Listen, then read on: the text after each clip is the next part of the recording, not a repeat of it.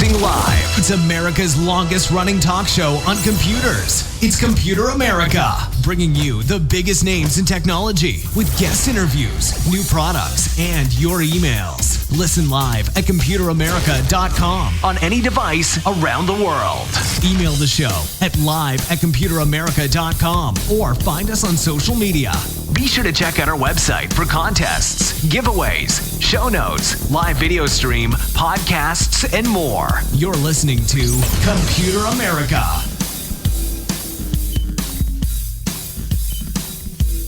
Hello and welcome everyone into the Computer America Show. We are the nation's longest running, nationally syndicated radio talk show on computers and technology turned podcast. Everyone, welcome into the program. And I apologize. We had some technical difficulties last Friday if you were expecting that show. And, don't worry. We recorded it just fine. Everything went swimmingly, and then it didn't. So don't worry. There was a show last week. You couldn't hear it, but that's okay because we have another great show for you this week, and we're really excited about that. We have the one and the only Mr. Ralph Bond, our science and tech trends correspondent here. And he's going to be talking about 4 different stories that are, not just cool and sciencey, but also uplifting. How uplifting? Some of them are in space. So, you can't get more uplifting than that. Ladies and gentlemen, it's going to be a fun show. Ralph will be joining us here in just a moment. ComputerAmerica.com is where you'll find everything, including the show notes. Super important. And, of course, we'll have a tab dedicated to Ralph Bond at the top there, which actually I think I need to triple check, make sure that's up there. So I'm sure by the time that you hear this, you will have that tab. And it'll be dedicated to Ralph Bond and all of his past shows, future shows, all that good stuff.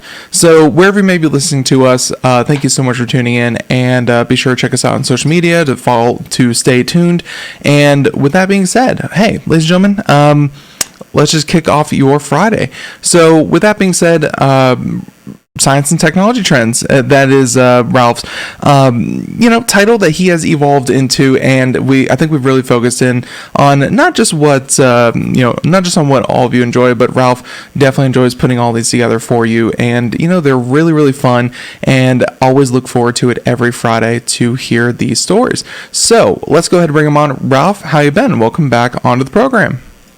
It is great to be back. My goodness, it's just wonderful. And by the way, friends, a couple of notes here before we start off. Talking about notes, come out to computeramerica.com and get today's show notes. You'll easily be able to find them. And what they'll have is the notes that I'm going to use to tell you about these 4 stories, but also links and pictures and all that good stuff. This is especially important if you're listening to us as a podcast only, as opposed to a video. Come on out, get all the information, because what Ben and I do every Friday, if you're new to the show, every Friday we try to look at things in robotics, medical technology, sustainable energy technology, transportation advances, space research, physics, you name it, across the board. And as Ben alluded to a moment ago, our mission is to leave you feeling encouraged and uplifted and optimistic about where we're going as a human beings, thanks to science and technology, instead of the down, depressing wars, fraction, terrible politic problem. No, none of that today. It's going to be good, uplifting science and tech news. There's 150 plus hours a week for the rest of that stuff, but for this hour, we're going to focus on the good stuff. And you have picked out a number of great stories. The first one I kind of alluded to, and they're all really cool. I recall because we tried this once before, but still, ladies and gentlemen, I look forward to for all of you to hear these, especially story number 1, because it's been one of those problems that and I'm thinking of like a couple of pipelines here in the U.S. that they kind of spring a leak, and you think, oh, with all the technology we have, with all the sensors we have, with everything that we do, we're going to know everything that happens anywhere all the time, especially with something as important as, leaks in pipelines. Not the case always. And in this case, we have a technology that could help stop these kinds of things from happening from space, and that is a very impressive feat. So, Ralph, let's get into story number 1. Yeah, our first story comes from the Washington Post. Headline: A new watchdog satellite will sniff out methane emissions from space. So, of course, we all know methane's a big problem. In the show notes, by the way, I have a link not only to the Washington Post story, but several other links as well. Because what I do, the value add I bring when I discover these stories and want to share them with you is I add additional links. Sometimes I add tutorial side notes and so on. So again, friends, the show notes so important at computeramerica.com. But let's get into this story. This is a fun one. But first, what the article does is give some background before it does the news. Methane, a potent greenhouse gas released from farms, landfills, and leaky fossil fuel equipment accounts for, get ready for this, folks, accounts for nearly a third of global warming. What? Wow. Cutting methane emissions is one of the fastest ways to slow climate change, according to climate scientists. A third. Who knew? I knew it was a problem, but I didn't know it was that much of a problem. Sometimes we talk about stories. I know that there was one about like contrails and planes, and there were some other ones that, transportation and concrete that, Ralph, that are important, that talk about cutting 1%, 2%, 3% of the total global warming emissions. 30% just from waste is insane. I had no idea. It's nuts. It's crazy. Anyway, most of the world's oil and gas companies agreed to slash their methane emissions by more than 80% by 2030 at last year's COP28 or COP28 climate conference. And by the way, that refers to this outfit called the Conference of the Parties to the United Nations Framework Convention on Climate Change. There's a mouthful, but that's what COP28 is. Much more succinct. I like it. Yes, I like that better too. And policymakers are working to hold them to that promise, again, to cut methane emissions by 80% by 2030. So that's a pretty ambitious goal if you think about it. Mm-hmm. U.S. regulators proposed steep fines on methane emissions in January and struck a deal with regulators in Europe, Japan, South Korea, and Australia last year to monitor fossil fuel companies' methane emissions. So there's some promising efforts going on here. But here's the deal. So far, it's been hard to track progress. There are thousands of oil and gas facilities, for example, around the world with countless pieces of equipment that can leak or malfunction and release methane, which, by the way, remember, methane is odorless and invisible to the naked eye, compounding the problem of tracking this stuff, right? Companies and regulators can measure some emissions by installing methane detectors or using planes or drones to fly sensors over a facility. But the data is incomplete and hard to compare between companies. Well, finally, here's the news, okay? Here with all that big setup. Mm-hmm. The global crackdown on methane emissions got a boost on March the 4th, early this month, with the launch of a watchdog satellite called Methane Sat, SAT for satellite, Methane Sat, built to track, and here's a key point, Ben, built to track and publicly reveal the biggest methane polluters in the oil and gas industry. Wait a minute, publicly reveal. That's, talk about motivation if you're a company and you have this goal to reduce methane emissions, and this satellite's going to not only identify where the problems are, but publicly reveal the sources. Yikes. Much harder to kind of bury the research and, try to say that, oh no, that's not us. And you can see, if you're watching the video portion, pulled up the video from the Harvard site. Yeah. I think it was this one where it's global modeling and the simulation office. They're kind of showing the off-gassing from these, from these facilities, and you're seeing you see like wildfires, you see, of course, manufacturing in China, you see Russia, and you see like the day-night cycle as well. It's crazy how much data this thing is collecting. It is. It's just remarkable. And just as a little side note, this satellite was successfully launched from the Vandenberg Space Force Base in California on March the 4th, again, earlier this month. And the satellite, designed by scientists from the nonprofit Environmental Defense Fund and Harvard University, hence the little mention of Harvard by Ben relative to the video. So this satellite will monitor areas that supply 80% of the world's natural gas, unlike other methane tracking satellites. Timeout. Important point. We're not saying this is the first ever methane tracking satellite. There are two others I'll mention in passing. But anyway, let's continue on here. Unlike other methane tracking satellites, it will cover a vast territory while also gathering data detailed enough to spot the sources of the emissions. And I stress again, and then subsequently publicly disclose that information. And as I mentioned a second ago, not the only one. There's a couple of other satellites, methane tracking satellites, and in the show notes, I mentioned them. You can dig deeper. I have some more information. One is called IRIS. The other is GHG SAT Constellation. You can learn more about those in the show notes. And to conclude here, the head of the United Nations International Methane Emissions Observatory noted, quote, "We're on the verge of a methane data revolution in which satellites are having a very prominent role. MethaneSat, this new one just launched earlier this month, is exciting in particular because it's expected to give us so much better data than what we have now." So we're on a march to conquer this problem of methane. And wow, it's a big challenge. Yeah, and of course, such a potent greenhouse gas, and to be able to kind of pinpoint that, and just from the pictures from their website, which, by the way, the Environmental Defense Fund was an organization that was not on my radar. Like I've heard of a lot of nonprofits. Mm-hmm. This one seems, first of all, love that it's a nonprofit. Second of all, love that it's kind of so proactive. Like they seem to have really good ideas for how to kind of like measure and proactively protect the environment. It's not just like, save the polar bears. It's like, how do you do that? And I'm not saying that those other ones are always. It's just that it's cool to see that they're so focused on a few key initiatives. And thank you for kind of bringing Environmental Defense Fund to my attention. So very cool. And of course, the satellite itself is just amazing. So all good all around. It really hit a lot of keynotes there, or high notes there. Story number 2. This is going to be a little bit different because it's going to, ladies and gentlemen, how do I say this?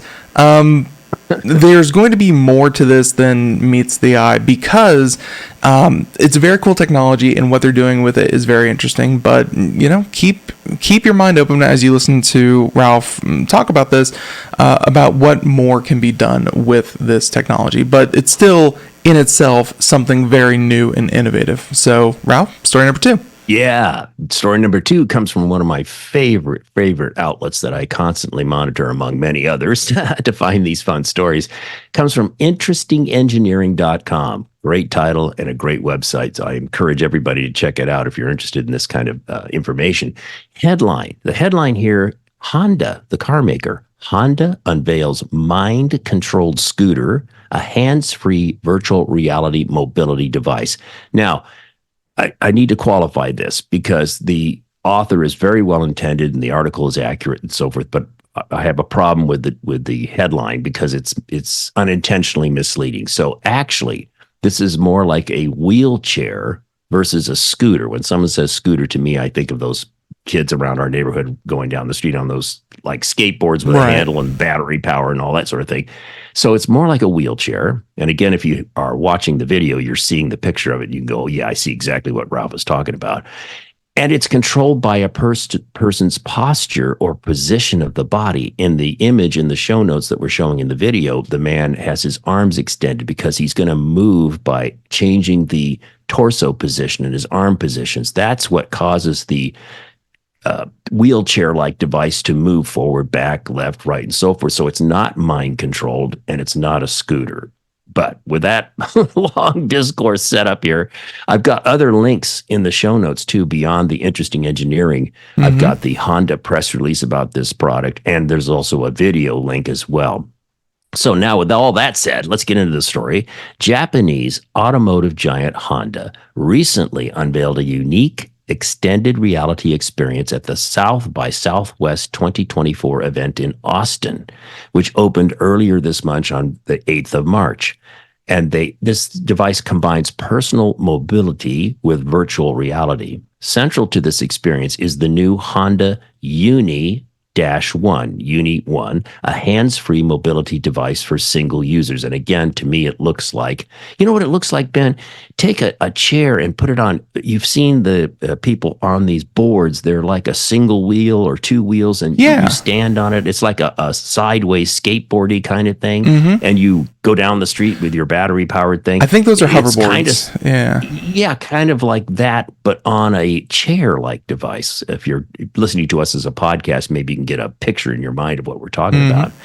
So the UNI-ONE, being shown for the first time in the United States at the South by Southwest 2024 event in Austin, is a personal mobility device that uses self-balancing technology and is driven completely hands-free. Sensors in the device detect the postural movements, the posture body position of the rider, and estimate whether the user intends to stay in place or move in a certain direction at a certain speed. And the video that Ben is showing us right now really helps explain that right away.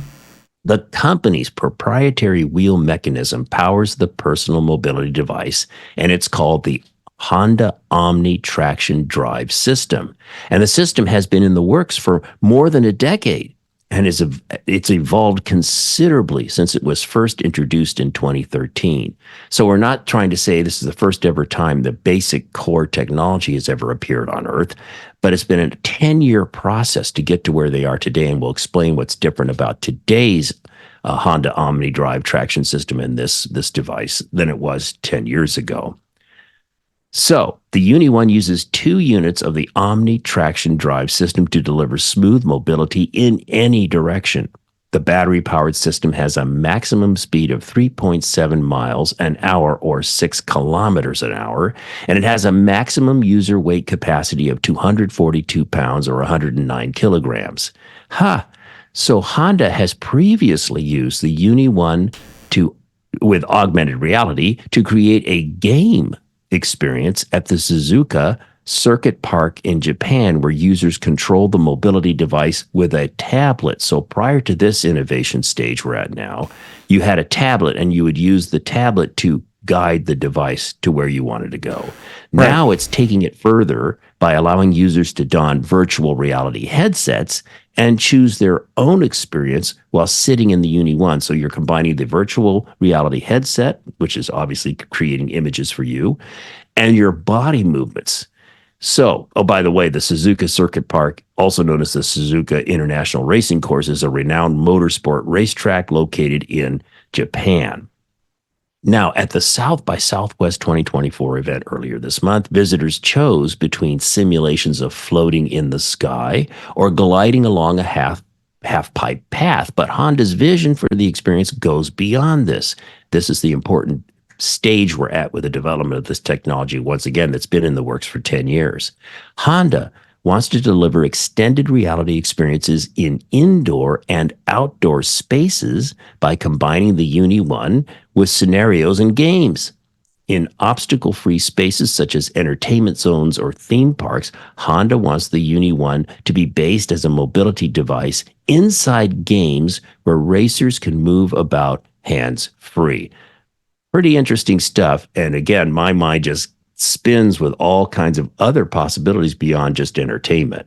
Yeah, and even some of the games, they only had 2 that they were showing off. Like, I could imagine a game where, Ralph, that let's say you're strapped in a canoe or something like that, and you can, kind of do, the arm motions to kind of paddle, and that would control the chair to kind of take it that way.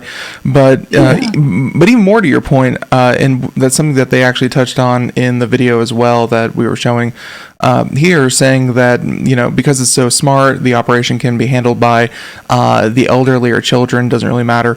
There's a lot of accessibility to like about this. Yeah, exactly. And so my final thought on this, and this is my comment, it's not from the article. Other than games, what could this be used for? And thought came to me, it could be a transportation alternative to a wheelchair that uses arm movements and body posture movements to drive, quote unquote, the device for people with hand disabilities, unable to use a joystick. So time out. You think about the typical wheelchair, electronic wheelchair for the disabled. 99.9% of the time, you've got a joystick, right? But it assumes the user has arm and hand mobility. What if you, God forbid, you're disabled, you can't use your hands or your hands are not there through some terrible accident? Wouldn't it be great for someone with those kind of severe disabilities to still have a wheelchair that would respond to them simply by maybe leaning their torso left, right, forward, and back, and so on? So that, again, I salute Honda for this, but to think about it just as a game, a fun thing, I think it's too limiting. I think that to treat it like a game, games and I think I mentioned this last time, was that games have always been used to show how to use things intuitively. I harken back to Minesweeper and Solitaire. It taught people how to double click, right click, left click, drag and drop, things like that. So, I'm sure video games are kind of a way just to teach people, like, oh, this is how it works, this is how you use it. Honestly, this is all accessibility and mobility. They showed going around, kind of, I'm sure if a house was set up to specifically use this thing, it would be perfect for an office chair, recliner, whatever, what have you. Well, not a recliner because there's no back to it, but it's very, it looks very intuitive. The thing that impresses me, Ralph, is like the mechanism underneath the Honda Omni traction drive system. Seems like that's the real technology that they're showing off. Like the chair part is kind of cool and all, but to have that part, that might be more what Honda's kind of showing off, because they are so into robotics. If you could put that on a robot, you'd have much more maneuverable, kind of things that could maybe even go into a home. Still, there's a lot to like here, and I think either the drive system or the chair itself. Shame that we weren't at South by Southwest, but hey, maybe we'll see one at CES. It's not completely impossible that next year they might be showing off this as well. So there you go. With that being said, story number 2. Story number 3. Let's go ahead and talk about DVDs. The things of the future. They're going to revolutionize VHS sales. Well, Ralph found the DVD that's going to replace the DVD. This is a very, very cool idea, because you think about storage, and I think, Rob, I don't know if this is like, kind of you personally, and, for the show here, we need a lot of audio and video clips, and, honestly, like, we have like a 10 or 12 terabyte hard drive that we kind of keep everything up on, so storage wise, high capacity storage, it's not unheard of. We're doing pretty good today, but what are the possibilities if that were hundreds of times bigger than what we have today, and what could that actually look like? And story number 3 kind of answers that. Yes. This one's really interesting. It's from futurism.com, another great website. And this, by the way, this news story got a lot of coverage in the technology community. But the headline here is: scientists create DVD-shaped disc that can hold more movies than you could see in your entire life. It's a great headline.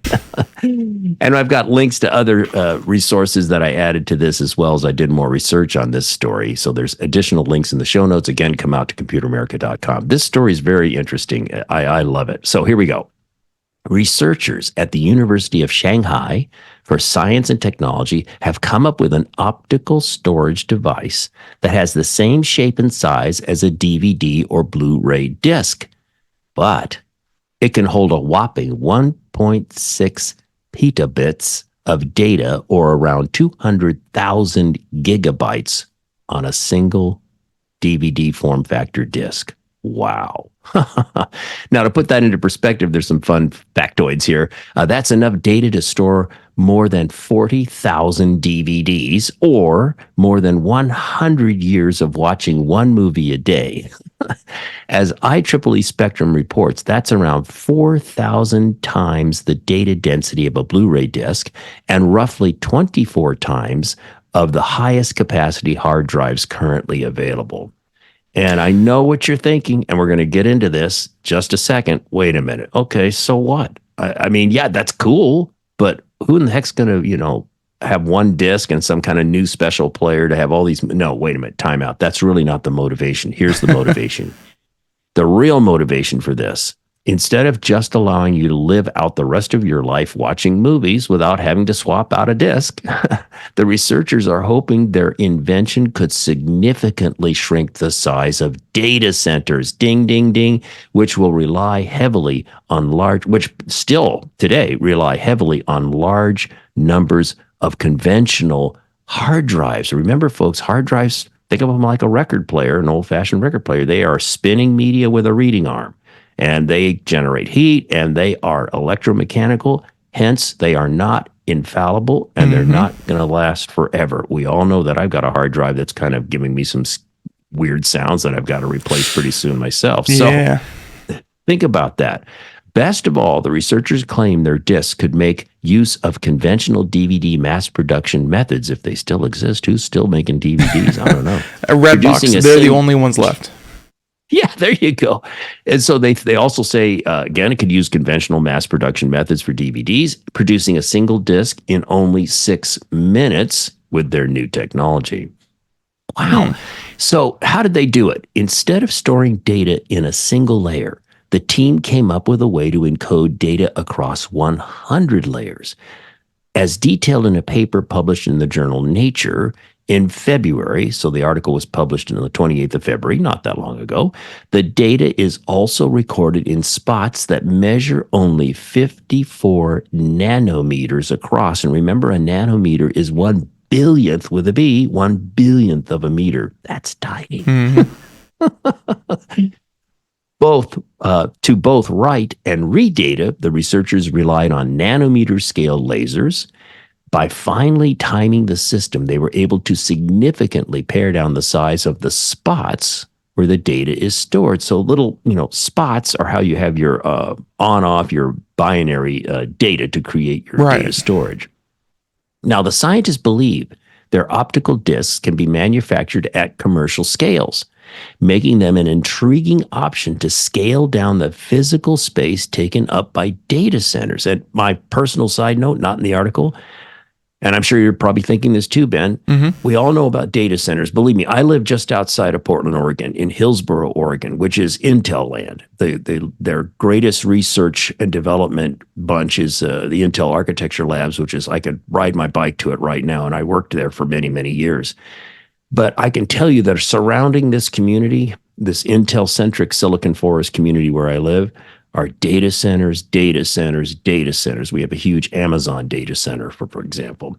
So my side note here is size and heat generation of these data centers. My guess is these devices would read the disks that would read these disks would output less heat and perhaps require less electricity to run. But you have a great thought.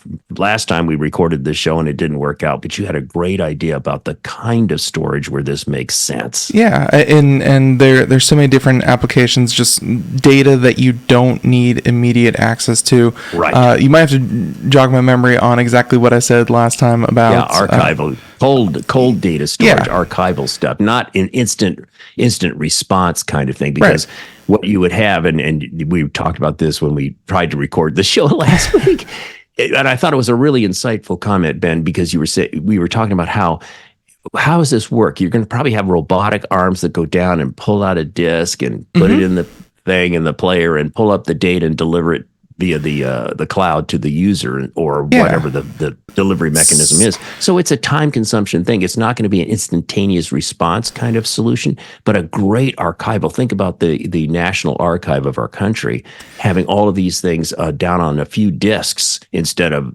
rows and rows and rooms full of heat producing hard drives that need to have air conditioning and water cooling and on and on and on, all the stuff that goes on in data centers. Get rid of all of that and just have these discs. Pretty interesting stuff. And the discs will be durable. For sure. And of course, keep them away from sunlight. I'm sure they're going to last a long time. And I really like this. And, kind of while you're doing the story, I was looking up, kind of what Google has to do, because Google, of course, runs YouTube, and which might be where you're hearing the show. For those who don't know, every day, Google has to ingest 4.3 petabytes of data every single day. So you're wondering, who could use this much data? you could just look at something like YouTube, because Ralph, what is it? I think according to YouTube statistics, people upload 720,000 hours of video every day. So unbelievable. So that's, no one's going to watch that much, but to be able to store it and access it and have it available for everyone, Ralph, it's like, I always wonder, like, why doesn't Google just hit a big reset button? Just be like, oh, we need to clear out some disk space. We're going to delete every video that's older than 10 years that hasn't, gotten a view, whatever. Good point. Good point. These large organizations, Amazon, like you mentioned, and Google, they want to keep that data, even if it's not, particularly relevant anymore. And a storage solution like this would save space, energy, all that good stuff. So there are applications for it, which is interesting in its own right. Yeah. Yep. So there you go. Story number 3. And again, it's not about watching every Blu-ray DVD ever in existence. It's about, just having different storage solutions. So I like that one a lot. Me too. And Ralph, I always ask myself whenever, especially if I do interviews and stuff like that, if there's a new technology on the program, is this someone just trying to take something and do it in a new way? Or is this, and I think this technology, Ralph, is this is a product of an advancing technology. Like, this was not possible 10 years ago to read at those sizes at the 53 nanometer or whatever it was, the 58 nanometer. This is possible because of new technology, and those are some of the best breakthroughs. So there you go. Story number 3. Story number 4. And speaking of access, so this one isn't a new technology. This is something that you have probably seen before, but it's access to the technology that makes it a little bit different. And that's another avenue that people can take whenever you analyze something like, is this new or newsworthy or noteworthy? Access to new technology can have really profound impacts, which you're finding here with seeing eye dogs. And it seems like nothing is sacred in terms of automation. So Ralph, let's talk about story number 4. Yeah, this comes from the Science Times, yet again, another wonderful outlet for science news. So an artificial intelligence-powered robot dog has been developed to assist blind and visually impaired individuals. Wow. I mean, how could you resist that headline? I had to jump in. And by the way, usually what we do on our Friday shows, folks, is the last story comes from the medical technology or technology to help the disabled. That's a near and dear topic to both Ben and me. So that's what we usually do at the end of the show. The 4th story is in that category. So again, Science Times, all about this robot dog for the blind. And there's a video in the show notes. Again, come out to the show notes. You're going to immediately get the picture, literally. So first, some background before the news, and this is an example of where I added a little value to the article. The estimated cost to breed, raise, train, and match a guide dog with a person with vision loss is approximately $50,000.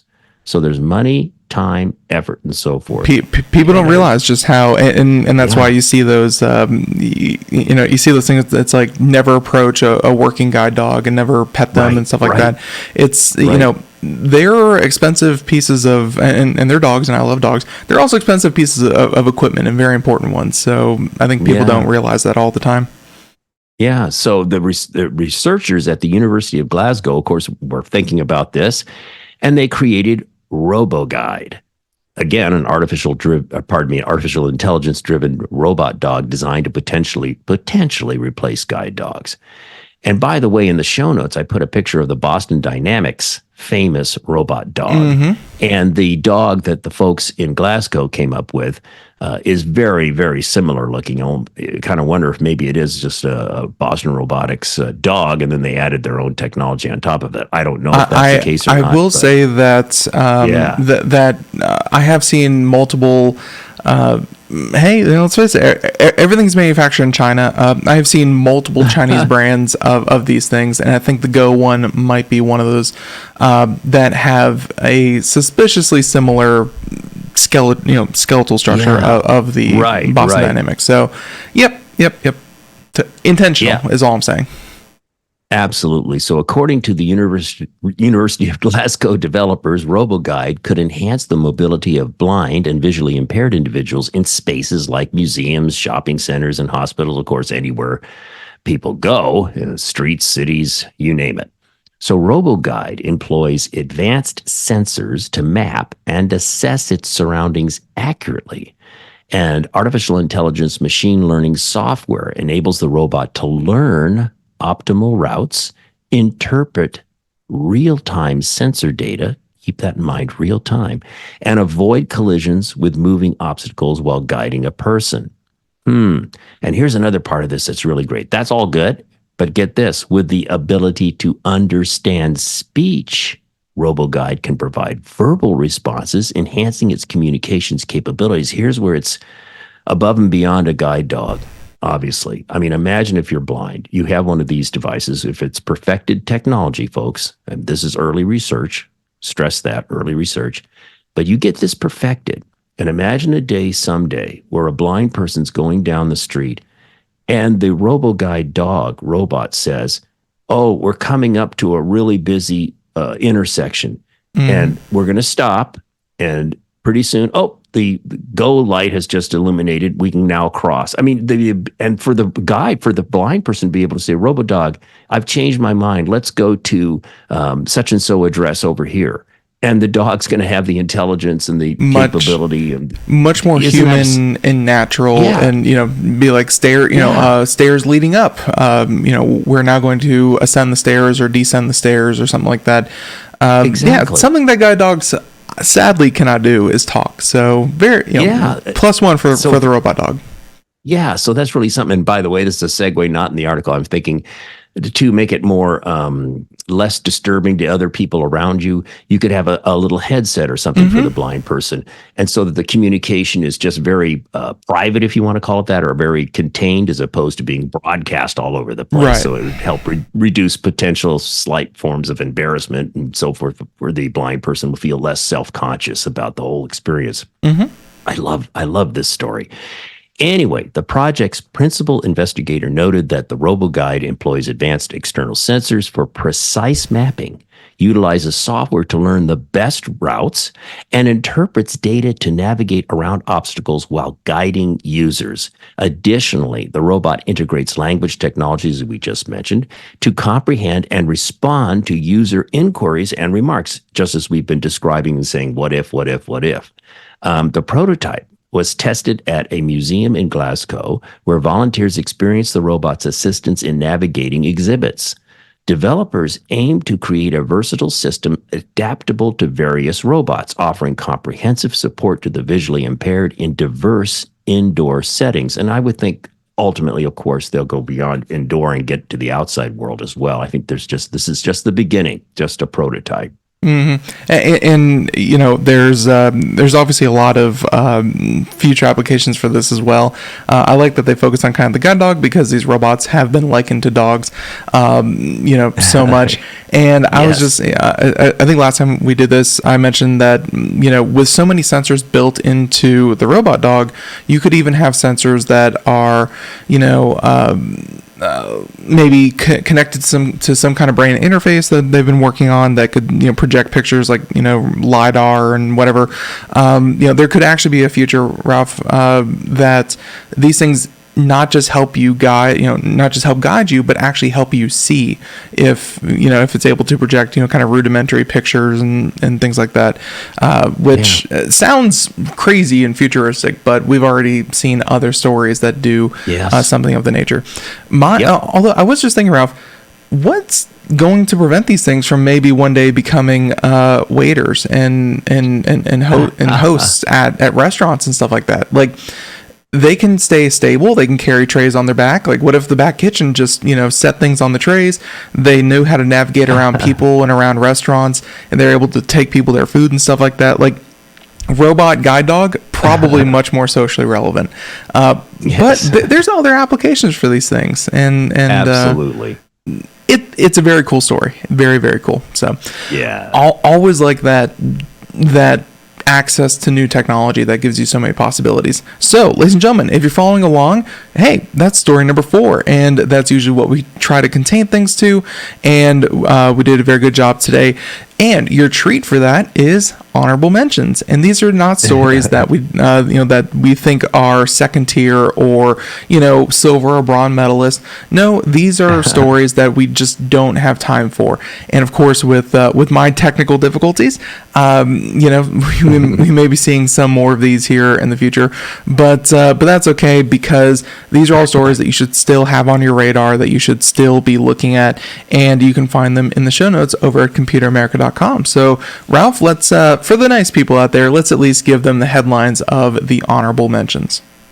Absolutely. And again, come out to computeramerica.com, get the show notes. You'll have the links for this, but these are a few that caught my eye. I just wanted to share real quick and give you the links, and you can dive into them later. This comes from Mashable.com. Headline: Scientists zoom in on distant solar system. It's teeming with water. We like water. Water is everywhere. That's so weird to think about it. And we all know water is the key foundational ingredient for life. Something to think about. Mm-hmm. And then next one, this is great. Also from Interesting Engineering. We did a story from them earlier in the show. I love these guys. But the headline here is Terahertz Biosensor.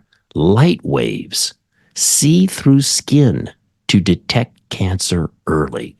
Love it. Check that story out. That's really, really cool. It's a good example of the encouraging, uplifting stuff we talked about at the outset of the show today. Here's another one from Engadget.com. Scientists develop nanosphere paint that could reduce airplanes' carbon dioxide emissions. They're doing it by reducing the weight of the aircraft. If you think, well, paint, how much could that weigh? Well, every ounce of weight reduction in a plane helps make more efficiency, reducing fuel consumption, et cetera, and also sets the stage for hydrogen-powered planes and electric planes and so on as well. Very, very interesting story. Check it all out, folks. Yep, every little bit and spread out over a lot of aircrafts and a lot of time. It makes all the difference. And Ralph, you make all the difference. I want to thank you so much for being so patient with me, and I want everyone out there for being patient with Compute America. And hey, I hope that you enjoyed today's program. The second time it was even better. I promise. The first time it was no good at all. The second time was way, way better. So good job, everyone. Now, ComputeAmerica.com is where you'll find everything, and of course, we'll catch you here next Friday. Everyone, have a great weekend. Do something fun. Catch you here next time. Bye, everyone.